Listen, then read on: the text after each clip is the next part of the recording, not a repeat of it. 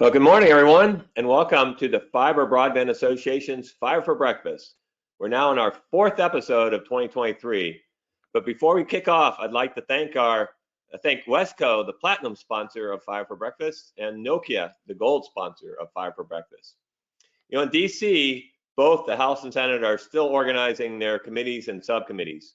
We may see a few surprises on leadership, but what we do know is that Energy and Commerce will be focused on permitting, and that should mirror the plan and legislations the Republicans put together last Congress. Just this morning, the Democrats released the list of members that will be serving on Energy and Commerce, and there were no surprises on that list. This permitting legislation will be critical to accelerating broadband deployment and reducing deployment costs. The Fiber Broadband Association has some very exciting initiatives planned this quarter on the Hill, and we'll be sharing those as time gets closer. But before we get started, I'd like to remind everybody that our first regional Fiber Connect workshop is just around the corner and be held in Raleigh, North Carolina on Tuesday, February 7th. Registration's now open, and we're already very close to being sold out. So please register quickly if you have not already done so. This brings us to today's Fiber for Breakfast session with Joe Costello, the CEO of Kwikbit Internet. Joe's going to share with us his team's experience and insights on fiber to the trailer park. But before I formally introduce today's guests, I'd like to introduce Trish Ehlers from our team, who's going to walk us through some housekeeping items. Thanks, Gary, and good morning to everyone who's joined us today. Before I go over a few logistical items, we'd like to once again thank the platinum sponsor of Fiber for Breakfast, Wesco, and our gold sponsor, Nokia. Now, if you'd all keep in mind that you're all in listen mode only, to ask a question, you can just type it into the question box located within your control panel on the right side of your screen. We'll host a Q&A session with our panelists at the end of today's webinar. This presentation is being recorded and will be available to members only on FBA's website within 24 hours. You can find the recording in the Events tab under the Fiber for Breakfast drop-down option. At the conclusion of the presentation, you'll be prompted to complete a very brief feedback survey. Please take a minute to do so. We really appreciate your input. I'll pass it back to Gary now to introduce our panelists and get us started. Gary? Thanks, Trish, and good morning. I'm Gary Bolton, the President and CEO of the Fiber Broadband Association. Last week on Fiber for Breakfast, we heard from my fellow kiteboarder, Richard St. Clair, the COO of one of the UK's leading fiber networks, Zoom. Richard shared with us his insights on making Britain faster and what the US might learn from the UK's fiber gold rush. What we saw is that Brexit was the early catalyst in the UK that spurred a national fiber mandate. And while the US is a few years behind, as it took a COVID pandemic to make fiber a national priority here in the States. That brings us today's Fiber for Breakfast session. Today our guest is Joe Costello, the CEO of Kwikbit Internet. And Joe is going to share with us his experience and insight on getting to one of these really important market segments, fiber to the trailer park. Joe is the CEO of Kwikbit Internet, the leading internet service provider of the mobile home marketplace. Joe is a founding investor and executive chairman of Kwikbit since 2016, and he took over as CEO in 2020. Prior to Kwikbit, Joe was an investor, board member, and advisor to dozens of early technology companies, and currently serves on the boards of Metrics Design Automation, it says Aikido, Acromove, and I can't even say this next one. What is the ELPI? Elphic. Elphic, okay. So on boards of lots of companies I can't pronounce. Actually, Joe was the founding investor, the first check writer of my first startup. That was like 24 years ago, 1999. Exactly. So Joe holds a Bachelor of Science degree in Mathematics and Physics from Harvey Mudd College, a Master's of Science degree in Physics from Yale, and a Master's of Science degree in Physics from the University of Cal Berkeley. So welcome, Joe. And for audience, please type in your questions and comments as we go, and we'll put them into Q&A at the end of the session. So with that, I'd like to turn things over to Joe. Thanks, Gary, and we really appreciate both the sponsors and you guys for inviting us to talk about this idea, fiber to the mobile home park. By the way, just to get this clear, this category is termed trailer park, mobile home park, and the people in the industry now get mad at you when you use any of those terms. It's manufactured homes, except the people that live in these places still call it mobile home park. so it's a confusing term, but it all means the same thing. And I think you'll find it interesting and enlightening. As I got into this, I learned a lot about it. Hopefully you get to learn a lot today from this. Let's hit the first slide and dive right in. Next slide. So first question, why is this mobile home market important? Who cares? Does it really make a difference? And if you happen to read Gary's intro to this session, he hit some of the really relevant facts about it, which were surprising to me. I was shocked as we got into it, how large a segment this is. People count it a little bit different ways, but the bottom line, there's something between 6 and 7 million mobile homes and RVs in the United States of America, and that represents somewhere between 20 and 25 million people in the United States in those homes. You go, wow, that's a lot of people, but it's people still think, I don't know, is it really that big? Well, just put it in perspective. If the mobile home community was a state, it would be the third largest state in the United States of America, just behind California and Texas and ahead of Florida. So it's a large group of people that live in these mobile homes. So it's an important segment just by population. The second piece of it that's really interesting for us and for the mission of the Fiber Broadband Association and the country, finally, as Gary was just pointing out, that we're trying to get everybody to have a very good, strong broadband experience in the United States. Because the bottom line today, if you don't have great broadband, you cannot be a full citizen of the United States of America in 2023. You just can't. You have to have it. And so that's super critical. It turns out that the mobile home marketplace is one of the great unserved and underserved segments. And so that makes it also important. Remember, it's the third largest state if you put them all together in the United States. But it would, so you say, that represents 8% of America. But when you look state by state and area by area, it probably represents between 25 and 40% of the unserved and underserved people in those states. So it's a huge section of the underserved. It's important to a large group, but percentage-wise, when it comes to underserved and unserved in broadband, it's really important to fix. If you're going to fix the broadband problem in the United States, boy, you've got to fix that problem with the mobile home park. So two important factors, third largest state, but highly underserved, over represented in the unserved marketplace. Now, the second part of it that makes it strange, and we're going to talk about what it is, fiber to the mobile home. Yeah, go ahead. The switch slides is great. Second part of it that is interesting about it, what makes it difficult when you say it's the third largest state. Yeah, but it's a weird one because there's over 50,000 mobile home parks spread across the country, about 200, no, even less, like 160 on average per park.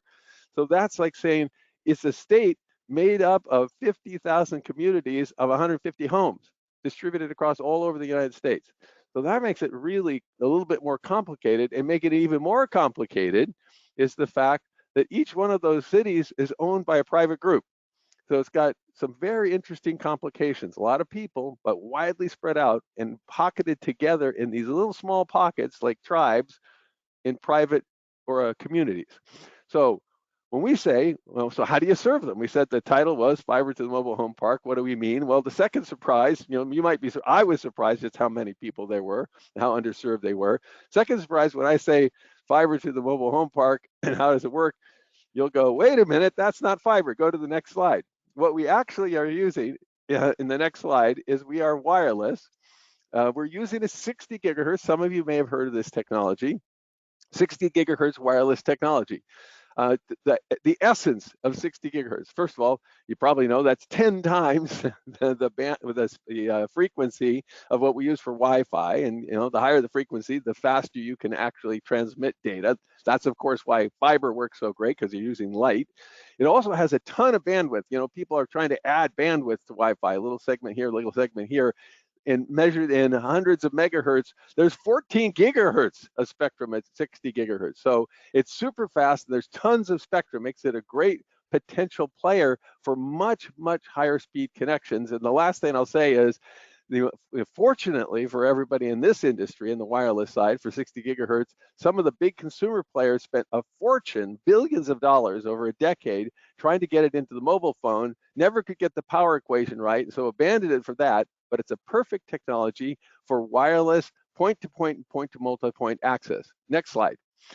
So what we have done, this company actually started Kwikbit as a technology, a product company, building the wireless, you could say, transceivers for 60 gigahertz. That's where we started. And we still have that. That's our sister company. We call it Kwikbit Systems. They actually build the 60 gigahertz product to do this very high speed transmission. And then we started a second company, Kwikbit Internet. That is the company that does the fiber to the mobile home. And these are examples of a couple of radios, but let's go to the next slide, because this is the key one about how we actually do it when it comes to mobile home part. And here I want to make it really 100% clear. On the left-hand side, super important to this, we don't do anything in any mobile home park in any part of the country if there's not fiber nearby. We just don't. Fiber, we are a critical complement to fiber. We do not see ourselves, people go, are you a competitor to fiber? I go, no way, we're not a competitive fiber. We can't exist without fiber. And I don't mean in general, because it's a fiber backbone in the world. I mean connecting right to fiber. We are a distribution mechanism for fiber. So over on the left-hand side, there's fiber. And then we can actually, we have one of our products, you could call it a trunk product, a transceiver that can move it from one place to the other. We rarely use that, in this case, because we get the fiber very close to the mobile home. But we really are a mobile home park. We're really a distribution mechanism. We actually build little rings. You could call it wireless rings, just like you would with fiber. We build, if it's a small park, you might build one ring. If it's a very big park, 2, 3, 4 rings. So you build these wireless rings to put the very high speed internet all around the park. And then to get to the home, we have another device that you hang on the home, and I'll show you that in a second here. And that's how we do it.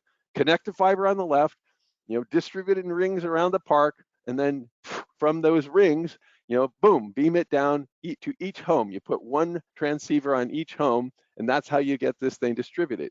And when I say get distributed, it's very high speed. We deliver 1 gig down, 1 gig up, fiber-like performance, as a complement to fiber. And that's the concept. And the reason this is important is, why is it that people haven't done mobile home parks in the past? What is the reason for that?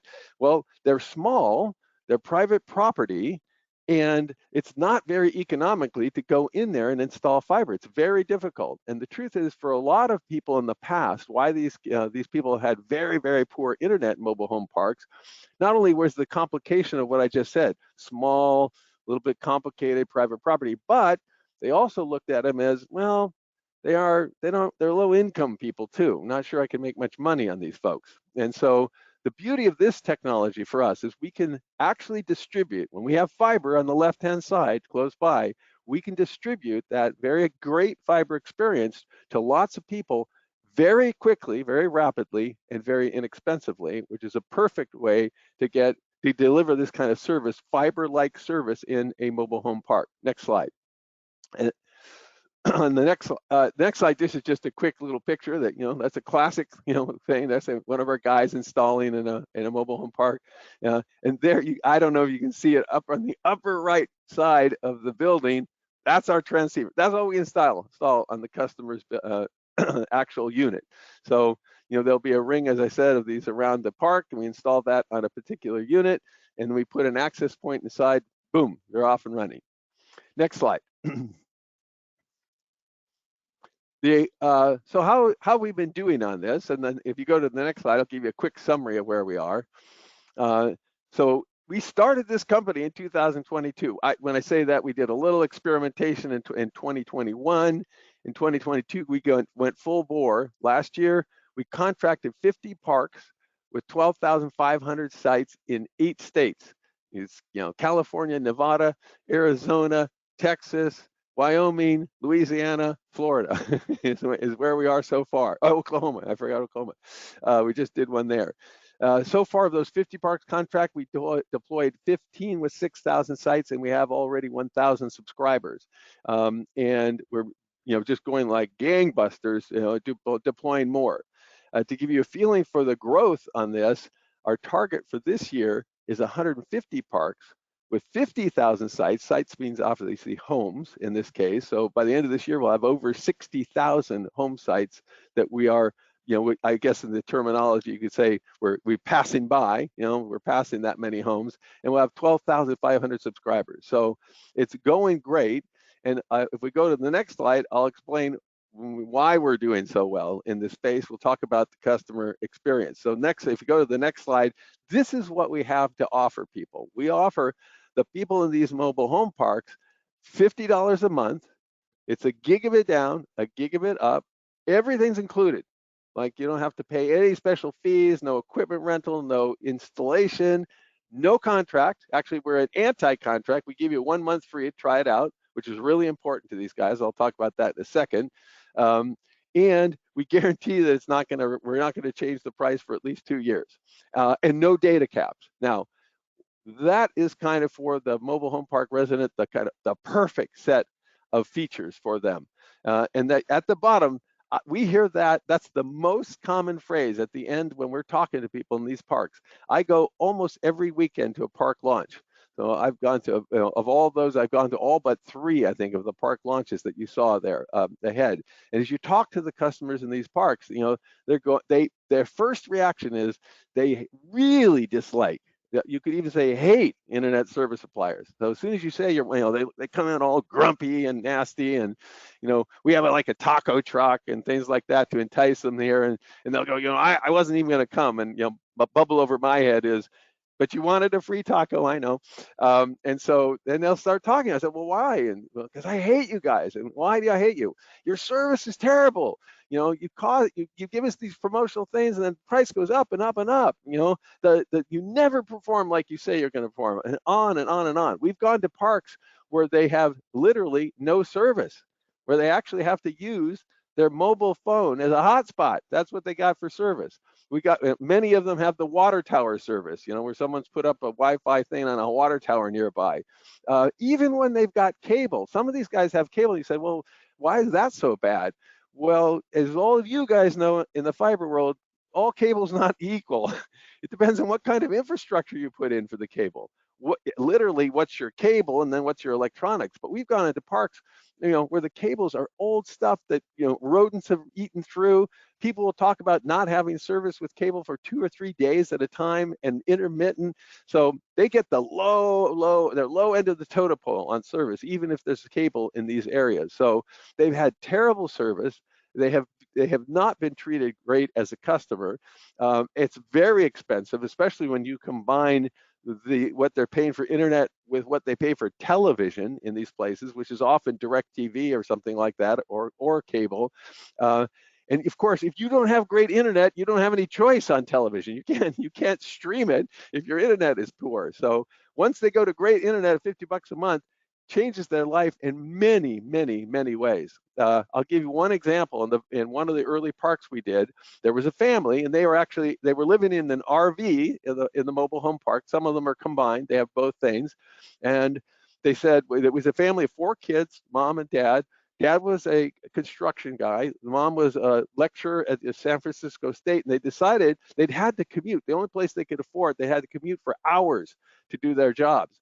So they decided, we're going to go with the mobile home, in this case, RV. That's what we're going to do. But, it was during the pandemic. They said, we have 4 kids. They're all in school. They have to do their schoolwork on it. The internet is terrible here. The mother was, she was this lecturer. She had to use the internet. She goes, in order to do her job as a lecturer, she said, this is terrible. I can't do it. And she said, can we do it? We're not sure we're going to be able to stay. There's weird rules in some of these parks about RVs and how long they can stay. I said, yeah, sure, try it. It blew them away. They were getting 800 down, 800 up instantly. And they said it changed their life for the kids, for the mom, for everybody. Now, here's one interesting thing about it too. They didn't get their permission to stay in the park. They had to move out after about 4 weeks. And they were apologetic. I said, don't be apologetic. And then they got their approval in that park about 2 months later, and they moved back because of the internet. That's why they moved back. The park owner said, I've never thrown somebody out and have them move back in my life. Never. Just never happens. And why? Because of the internet. So if you don't think internet's important to people that live in mobile home parks, you're dead wrong. It's really important. I'll tell one other story. We're at a park down in Texas just before Christmas, and they were revamping this park, and a guy comes in. He said, yeah, I heard about you guys coming in. You know, he said 3 or 4 guys have come in to try to do internet, and it's all just crap. You know, he's a pretty intense guy. And I said, he asked a bunch of questions. He says, well, okay, it's free. I'll give it a try. And I said, well, can we install right now? He goes, right now? I said, yes, it'll take a half hour. We'll have you installed. So we did. You know, it's like we're on talking to some other people. The door of the clubhouse in this place blows open about an hour later. This guy's coming in about 50 miles an hour. And I'm like, this is either going to be really good or really bad. And he goes, everybody, he's got his mobile phone up over his head. He goes, come here, look at this. This is a miracle. And it shows 840 down, 760 up. He goes, my life has changed. My life has changed. He said, the kids can have Christmas. I've had my Christmas. This is the best thing that's happened in this mobile home park in 5 years. So it does make a huge difference. That's why we love what we do. And it's really fun to get that kind of reaction. Next slide, please. So how can we work together? Look, there's 2 ways. I want to be 100% clear. I hope I've been really clear about this. We depend 100% on fiber, guys, and fiber nearby. We are partnered with fiber. When people say we compete, do you compete? I said, no, we don't compete. We complement fiber. We do the things that are hard for fiber to do today. Fiber is absolutely, by the way, the company that Gary was mentioning, Elphick, is a fiber company. I'm on the board of a fiber company. I believe fiber is the platinum standard. It's the future of broadband and the internet for sure. But we can't do it all in the next 10 years. And there's people like in these mobile home parks I'm talking about, they're suffering today. They need something today. And today we can give them a very, very good fiber-like. And why do we call it fiber-like? Because that's the platinum standard, a fiber-like experience, and get them up and running, have a great experience, change their life as a complement to fiber. So how can we work together? Number 1, we got to work with fiber companies. We got to work all of the people who are doing fiber in order to make those connections and make it super easy. That's one side of things. The other side of things, many fiber companies struggle when they're doing an area, region, or geography. They run up against a mobile home park and they go, it's really hard for them to do, and they skip over it, and they actually don't feel good about it. It's not fun to skip over people, you know, because there's haves and have-nots that way. So we have got fiber companies are now coming to us and saying, will you come in and do the fiber for us? I mean, the mobile home park for us. We can't do it. You could do it. Let's partner that way. In fact, one of these companies has given us 70 of the parks they had to skip over and said, you go do those, and we'll partner so we can cover everybody in the region. So there's 2 ways to partner. We need your fiber. We need to partner with you, and we'll be a customer of your capability. If you find a mobile home park, by the way, if you find a mobile home park and you could do it, do it. Everybody should have fiber. You know, that's the real answer. But if they can't, if it's not economical, for sure, send it to us. We'll get the job done, I promise you. Next slide. So the last thing, if you have any of those things, there's 2 people right here. Take a picture of the slide. You can contact me, Joe Costello. I am the CEO of the company. You can contact me anytime to talk about any of these things, mobile home parks that you want us to do. You know, if you want to do some kind of a partnership with us, so we use your fiber when we're distributing. John Jensen joined the company just before Christmas. John he ran a fiber ISP. I hired him just again to show you where we're coming from. He's ran a fiber ISP. fiber is super critical to us. I needed fiber DNA in our company. And so John's in charge of everything, all the fiber relationships. And by the way, we sometimes run fiber inside our parks too. So he's our fiber guy for both deployments, partnerships, etc.